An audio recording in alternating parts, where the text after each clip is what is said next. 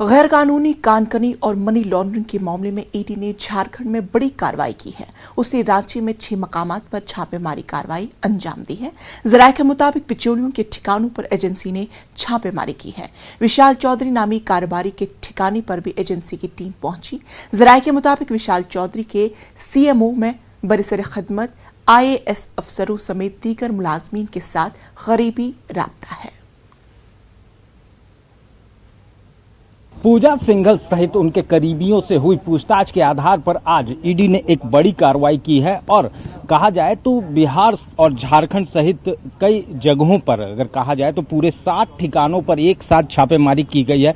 रांची में करीब 6 लोकेशन पर एक साथ छापेमारी चल रही है। इस वक्त हम आपको विशाल चौधरी के घर का नजारा दिखा रहे हैं, जहां पर अंदर जो है वो ईडी की टीम छापेमारी कर रही है और दस्तावेजों को खंगालने का काम कर रही है। तो जाहिर तौर पर कहा जाए तो ईडी की एक बड़ी दबिश है पिछले दिनों, जहां एक साथ 20 ठिकानों पर छापेमारी हुई थी, उसके बाद एक साथ 7 ठिकानों पर छापेमारी। ये बताता है कि ईडी को कई अहम जानकारियां पूजा सिंघल सहित उनके जो करीबी हैं वहीं सीए सुमन कुमार से पूछताछ और साथ में कई अन्य लोगों से हुई पूछताछ के आधार पर मिली है, जिसके बाद ये छापेमारी की जा रही है। देखना होगा कि इस पूरी छापेमारी के बाद क्या कुछ इनपुट निकल कर आते हैं और किन किन लोगों का नया नाम जो है वो इनके साथ जुड़ पाता है और इस मामले में ईडी को कितनी सफलता मिलती है। तो फिलहाल इस वक्त ये छापेमारी का दौर रांची में पूरी तरह से जारी है। देखना होगा शाम तक किस तरह के इनपुट आते हैं। कैमरामैन संजीव तिवारी के साथ ओम प्रकाश, न्यूज़ 18 रांची। हमारे साथ रांची से हमारे नुमाइंदे ओम प्रकाश हमारे साथ जुड़ चुके हैं। ओम प्रकाश, झारखंड के मुख्तलिफ मकामात पर ईडी की जानिब से छापेमारी, सबसे अहम बात कि आला अफसरान के साथ रवाबित। जी बिल्कुल, बात की जाए तो रांची में जो प्रवर्तन निदेशालय ईडी की टीम है उसके द्वारा लगातार दबिश दी जा रही है और इस वक्त हम दिखाना चाहेंगे कि विशाल चौधरी जो कि काफ़ी कौशल विकास केंद्र भी चलाते हैं और कहा जाए तो इनका काफ़ी अच्छा पैठ है झारखंड के अफसरों के बीच और इसी वजह से पूछताछ में पूजा सिंघल और जो सीए सुमन कुमार हैं उनसे हुई पूछताछ के आधार पर इनके इनपुट मिले हैं। वहीं पर कई अन्य लोगों से भी पूछताछ हुए थे, उस आधार पर विशाल चौधरी का नाम उसमें सबसे ऊपर आया, जिसके बाद आज ईडी की टीम इनके ठिकानों पर छापेमारी कर रही है। रांची के अरगोड़ा इलाके स्थित अशोक नगर में रोड नंबर 6 में इनका ये मकान है, जहां पर ईडी की टीम अभी फिलहाल छापेमारी कर रही है। देख सकते हैं कि जो मैट्स वगैरह भी यहाँ पर बिखरे पड़े हैं, ये भी जांच के दरमियान ही ईडी अफसरों के द्वारा पलटे गए हैं, ताकि उसके नीचे भी अगर कुछ सुराग मिल सके तो उसकी भी जांच की जा सके।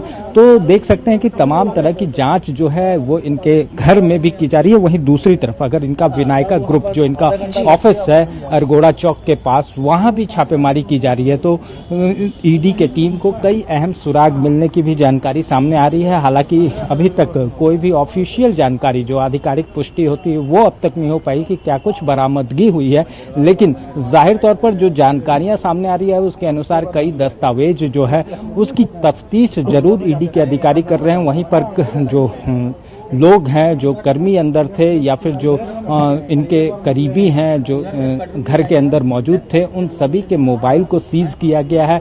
मोबाइल की भी जांच की जा रही है और दूसरी तरफ जो भी डिजिटल इक्विपमेंट्स हैं उनकी भी तफ्तीश जो है वो पूरी तरह से यहाँ पर की जा रही है। तो कहा जा सकता है कि इस छापेमारी में कई अहम जानकारियां सामने आ सकती हैं। ये छापेमारी के खत्म होने के बाद हो सकता है कि कई जानकारियां ईडी को मिले और इसके बाद जो इस आधार पर कई अन्य लोग हैं जो अब तक इस छापेमारी या फिर कहा जाए तो ईडी की दबिश से दूर हैं, उनके गिरेबान तक भी ईडी की टीम पहुंच सकती है। तो थोड़ा इंतजार करना होगा कि देखना होगा कि आने वाले समय में किस तरह से लोगों के नाम सामने आते हैं और कौन से वो सफेद पोश लोग हैं जो अब तक पर्दे के पीछे से खेल रहे थे, उनके गिरेबान तक कब तक ईडी की टीम पहुंच पाती है। जी बिल्कुल प्रकाश, ये बताया कि क्या इससे पहले विशाल चौधरी का किसी भी तरह का कोई क्रिमिनल रिकॉर्ड रहा है?